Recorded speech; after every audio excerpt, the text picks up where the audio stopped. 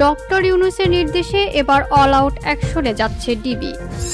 সাগর Rooney হত্যা মামলায় ফারজানা রূপাকে জিজ্ঞাসাবাদের নির্দেশ। হাসিবুল্লাহ বাহার কলেজের সাবেক ভাইস প্রিন্সিপাল নিজ বাসায় যেভাবে খুন হলেন। নাহিদের দল এনসিপিকে নিয়ে বিএনপি কেন অস্বস্তিতে, যা বললেন রুমিন ফারহানা। ভোল্ট পাল্টে নতুন রূপে মাঠে নামছে ছাত্রলীগ। আসসালামু আলাইকুম দর্শক, আমাদের হাতে থাকা সর্বশেষ সংবাদে আপনাদের স্বাগত। এতক্ষণ শুনছিলেন সংবাদ শিরোনাম, এবারে থাকছে বিস্তারিত। ডক্টর ইউনূসের নির্দেশে এবার অল আউট অ্যাকশনে যাচ্ছে ডিবি। সম্প্রতি রাজধানী সহ দেশের বিভিন্ন এলাকায় অপরাধমূলক কর্মকাণ্ড, ধর্ষণ, খুন, লুট ও ডাকাতির ঘটনা বৃদ্ধি পেয়েছে, যা জনগণের মধ্যে আতঙ্ক সৃষ্টি করেছে। আইনশৃঙ্খলা পরিস্থিতি নিয়ন্ত্রণে আনতে স্বরাষ্ট্র মন্ত্রণালয় বিভিন্ন পদক্ষেপ গ্রহণ করলেও অপরাধ দমনে নতুন করে কঠোর অবস্থান নিচ্ছে অন্তর্বর্তী সরকার। অপরাধী যে হোক, ছাড় না দেওয়ার নীতিতে কাজ করবে আইনশৃঙ্খলা বাহিনী। নৈরাজ্য রুখতে মহানগরীর বিভিন্ন এলাকার চিহ্নিত সন্ত্রাসী বাহিনীর বিরুদ্ধে বিশেষ অভিযান শুরু করেছে পুলিশ ও র্যাব। অল আউট অ্যাকশনে যাচ্ছে ডিবি। সরকার কঠোর হওয়ার বার্তা দেওয়া হয়েছিল রোববার 9 মার্চ আইনশৃঙ্খলা বিষয়ক বৈঠক শেষে সচিবালয়ে এক ব্রিফিংয়ে।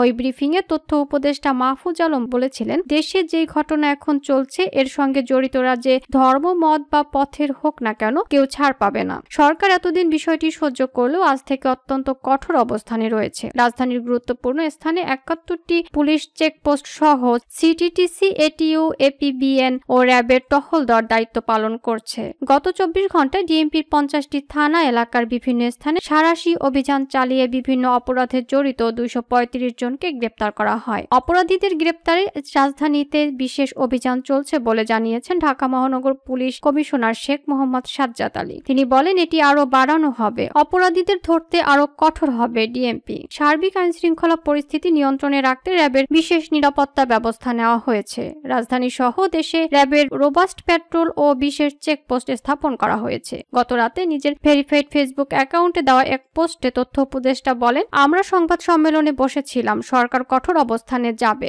গতকাল থেকে আজ পর্যন্ত বিভিন্ন জায়গায় অপরাধীদের গ্রেপ্তার চলমান এবং বিচারের কাজ দ্রুত ও সুষ্ঠু করার লক্ষ্যেও সরকার তৎপর। ছাত্র যুবকদের জন্য লক্ষাধিক চাকরির ব্যবস্থা ও তরুণদের জন্য জাতীয় কর্মসূচি গ্রহণের বিষয় ও গতকালের আলোচনায় উত্থাপিত হয়েছে। শীঘ্রই এ বিষয়ে দৃশ্যমান পদক্ষেপ নেওয়া হবে। সরকার জঙ্গিবাদ ও সন্ত্রাসের বিরুদ্ধে জিরো টলারেন্স দেখাবে এবং সে লক্ষ্যে সমন্বিত তৎপরতা ইতিমধ্যে শুরু হয়েছে। এদিকে ঢাকা মহানগর গোয়েন্দা পুলিশের একাধিক টিম অপরাধ নিয়ন্ত্রণে বিশেষভাবে তৎপর রয়েছে। চিহ্নিত সন্ত্রাসী বাহিনীর বিরুদ্ধে অল আউট অ্যাকশনে যাচ্ছে ডিবি। অতিরিক্ত পুলিশ কমিশনার রেজাউল করিম মল্লিক বলেন, ডিবি বর্তমানে আইন শৃঙ্খলা রক্ষায় গুরুত্বপূর্ণ ভূমিকা রাখছে। মহানগরীর বিভিন্ন এলাকার চিহ্নিত সন্ত্রাসী বাহিনীর বিরুদ্ধে অল আউট অ্যাকশনে যাচ্ছে ডিবি। তাছাড়া ছোট বড় যে কোনো অপরাধ ও অপরাধীর ক্ষেত্রে জিরো টলারেন্স নীতি অবলম্বন করেছে ডিবি।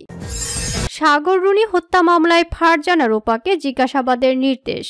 সাংবাদিক দম্পতি সাগর সরোয়ার ও মেহেরুন রুনি হত্যা মামলায় কারাগারে থাকা 71 টেলিভিশনের সাবেক প্রধান প্রতিবেদক ফারজানা রূপাকে জিজ্ঞাসাবাদের অনুমতি দিয়েছেন আদালত। রূপাকে জিজ্ঞাসাবাদ করলে এ মামলার রহস্য উদ্ঘাটনে গুরুত্বপূর্ণ তথ্য পাওয়ার সম্ভাবনা রয়েছে বলে মামলার তদন্ত কর্মকর্তা আবেদনে উল্লেখ করেছেন। সাংবাদিক দম্পতি সাগর সরোয়ার ও মেহেরুন রুনি হত্যা মামলার তদন্ত কর্মকর্তা পিবিআই এর অতিরিক্ত পুলিশ সুপার আজিজুল হক গত 27 ফেব্রুয়ারি তাদের জিজ্ঞাসাবাদের জন্য ঢাকার চিফ মেট্রোপলিটন ম্যাজিস্ট্রেট আদালতে আবেদন করেন।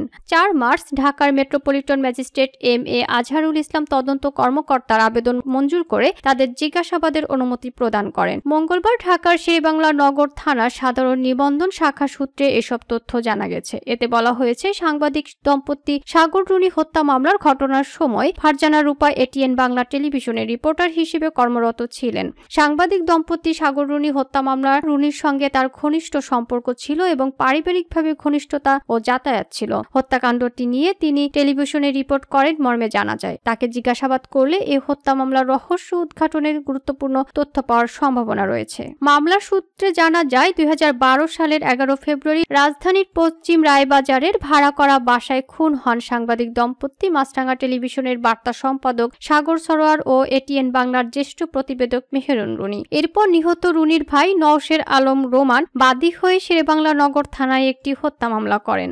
গত বছরের 30 সেপ্টেম্বর সাংবাদিক দম্পতি সাগর সরোয়ার ও মেহেরুন রুনি হত্যা মামলার তদন্তের দায়িত্ব র্যাব থেকে সরিয়ে স্বরাষ্ট্র মন্ত্রণালয়ের মাধ্যমে গঠিত একটি উচ্চ ক্ষমতা সম্পন্ন টাস্কফোর্সের মাধ্যমে তদন্তের নির্দেশ দিয়েছেন হাইকোর্ট। বহুল আলোচিত সাগর রুনি হত্যা মামলার তদন্ত চেয়ে আনা রিটের আদেশ মডিফিকেশন চেয়ে রাষ্ট্রপক্ষের আবেদনে এ আদেশ দেন উচ্চ আদালত। বিষয়টি নিয়ে শুনানিতে হাইকোর্ট বলেন, আশা করি এবার ন্যায় বিচার নিশ্চিত হবে এবং তদন্তের জন্য দেওয়া এবারের 6 মাস মানে 6 মাস।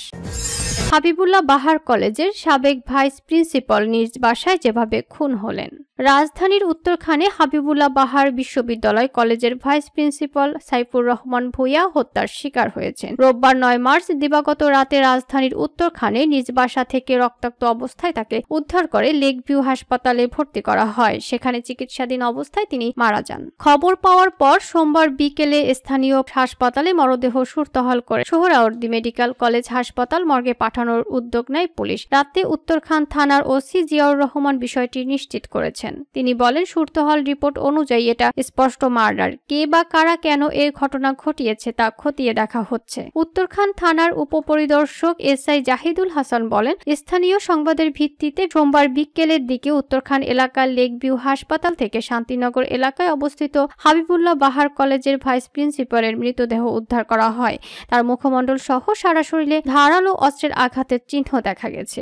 তিনি জানান, প্রাথমিকভাবে জানা গেছে গত 6 মাস যাবৎ তিনি উত্তরখান মাজার রোড পুরানপাড়া এলাকার একটি ফ্ল্যাটে একাই থাকতেন। আশেপাশের লোকজনের সঙ্গে কথা বলে জানা যায় 2-1 দিন আগে তার বাসায় মেহমান আসে। এদের মধ্যে একজন ছেলে একজন মেয়ে। ঘটনার পর থেকে তাদের আর পাওয়া যাচ্ছে না। স্থানীয় লোকজন ভাইস প্রিন্সিপালকে রক্তাক্ত অবস্থায় উদ্ধার করে লেক ভিউ হাসপাতালে নিয়ে যায়। সেখানে কর্তব্যরত চিকিৎসক তাকে মৃত ঘোষণা করে। তিনি আরো জানান, নিহতের পরিবারের লোকজন ও স্ত্রী শান্তিনিকেতন এলাকায় থাকেন। বিস্তারিত পুলিশের ঊর্ধ্বতন কর্মকর্তারা খোঁজ খবর নিচ্ছেন।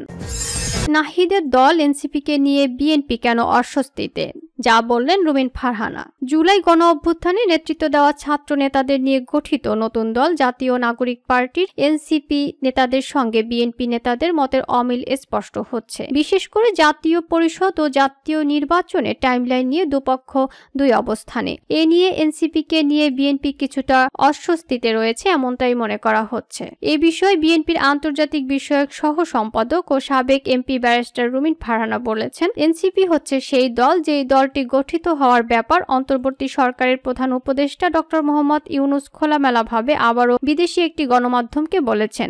আমি তাদের বলেছি রাজনৈতিক দল করতে, কারণ তারা যদি এটি না করে তাহলে গণ অভ্যুত্থানের যে স্পিরিট সেটা ছিনতাই হয়ে যাবে বা হাইজ্যাক হয়ে যাবে। অন্য দলগুলো এদিকে নষ্ট করে ফেলবে। সুতরাং তার সব আস্থা এবং বিশ্বাস এই নতুন দলটির প্রতি। তাহলে এটিকে আমি রাজার দল বা কিংস পার্টি নাই বা বলি কি করে? রুমিন ফারহানা আরো বলেছেন, এই দলটিকে আমরা রাজার দল কেন বলছি এর পেছনে কারণ আছে।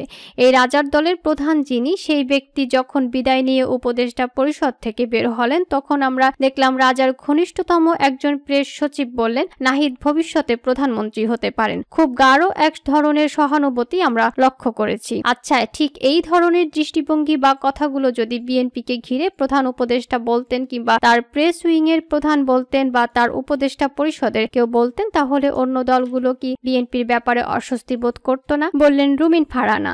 রুমিন ফারহানা বলেন, তারা কি মনে করতো না যে এই সরকারের অধীনে আমরাও নির্বাচন করব, বিএনপিও নির্বাচন করবে, কিন্তু সরকার তো বিএনপি বিষয়ে এক ধরনের সিদ্ধান্ত নিয়েই নিয়েছে। এইসব বিষয় নিয়ে অন্য দলগুলোর তো বিএনপিকে নিয়ে একটা অস্বস্তি তৈরি হতো। এ ধরনের অস্বস্তি যদি সবচেয়ে বড় দল বিএনপিতে আসে তাহলে আপনি বিএনপিকে দোষ দিতে পারেন, এমনটাই বললেন রুমিন ফারহানা। জাতীয় সংসদ নির্বাচন নিয়ে ব্যারিস্টার রুমিন ফারহানা বলেছেন, নির্বাচন কবে হবে এটি একটি $1,000,000 প্রশ্ন, কিন্তু কেন? প্রাথমিকভাবে আমরা দেখলাম ডক্টর মোহাম্মদ ইউনূস বললেন যে নির্বাচনটি একটি নির্বাচিত সরকারের মেয়াদ যা হয় তার চেয়ে কম হতে হবে, কারণ এটি কোনো নির্বাচিত সরকার নয়, এটি একটি অন্তর্বর্তীকালীন সরকার। কিন্তু ঠিক কত কম তিনি কিছুই পরিষ্কার করলেন না। বিএনপির এই সাবেক সংসদ সদস্য বলেন, ইতোমধ্যে আমরা দেখলাম উপদেষ্টার নানান কথা বলছেন। কেউ বলছেন নির্বাচন এই বছরের মধ্যেই হবে, আবার কেউ বলছেন সামনের বছর বছরের শুরুর দিকে হবে। সম্প্রতি ব্রিটিশ সংবাদ মাধ্যম গার্ডিয়ানের ডক্টর মোহাম্মদ ইউনূসের দেওয়া সাক্ষাৎকার নিয়ে রুবিন বলেন, গার্ডিয়ানের সাক্ষাৎকার দেখলাম, প্রধান উপদেষ্টা বলেছেন নির্বাচন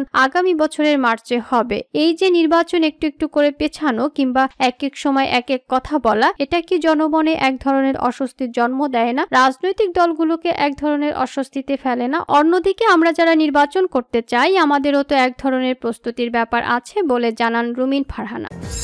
ভোল্ট পাল্টে নতুন রূপে মাঠে নামছে ছাত্রলীগ। রাজধানী সহ সারা দেশে ছিনতাই, চাঁদাবাজি ও ডাকাতির মতো অপরাধ উদ্বেগজনক হারে বেড়ে গেছে। এর পেছনে ক্ষমতাচ্যুত আওয়ামী লীগের ছাত্র সংগঠক ছাত্রলীগ অনেকাংশে দায়ী। নিষিদ্ধ ঘোষিত এই সংগঠনটির মাস্টার মাইন্ডটা পরিকল্পিতভাবে রাজধানী ঢাকা সহ দেশের বিভিন্ন স্থানে পেশাদার অপরাধীদের নানা পন্থায় মাঠে নামাচ্ছে। অনেক ক্ষেত্রে নিজেরাও যুক্ত হচ্ছে। এসব অপরাধ কর্মকাণ্ড পরিচালিত হচ্ছে হোয়াটসঅ্যাপ ও মেসেঞ্জার সহ বিভিন্ন অ্যাপস গ্রুপের মাধ্যমে। গোয়েন্দা সংস্থার অনুসন্ধানে সম্প্রতি চাঞ্চল্যকর এমন তথ্য বেরিয়ে এসেছে।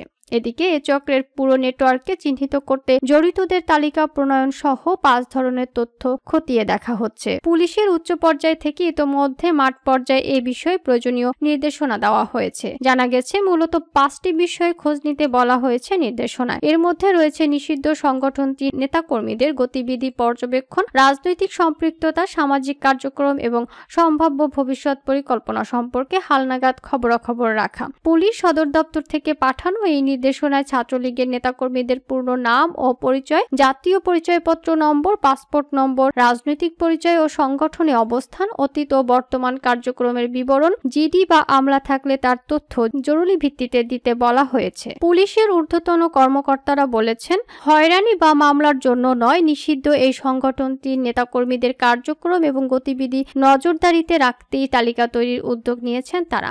তাদের দাবি, যে কোনো নিষিদ্ধ সংগঠনের জন্য এসব তথ্য প্রয়োজন। শুধু ছাত্রলীগ নয়, নিষিদ্ধ সব সংগঠনের নেতাকর্মীদের বিষয়েও খোঁজ নেওয়া হচ্ছে আইন প্রয়োগকারী সংস্থার পক্ষ থেকে। ছাত্র জনতার নজিরবিহীন গণ অভ্যুত্থানে গত 5 আগস্ট দেশ ছেড়ে পালিয়ে যান সাবেক প্রধানমন্ত্রী ও আওয়ামী লীগ সভাপতি শেখ হাসিনা। এরপর থেকেই মূল দল আওয়ামী লীগের পাশাপাশি ছাত্রলীগের নেতাকর্মীরাও আত্মগোপনে চলে যান। রাজনৈতিক পট পরিবর্তনের পর ছাত্র সমাজের দাবির মুখে গত বছরের 23 অক্টোবর ছাত্রলীগকে নিষিদ্ধ করে ডক্টর মোহাম্মদ ইউনূসের নেতৃত্বাধীন বর্তমান অন্তর্বর্তী সরকার।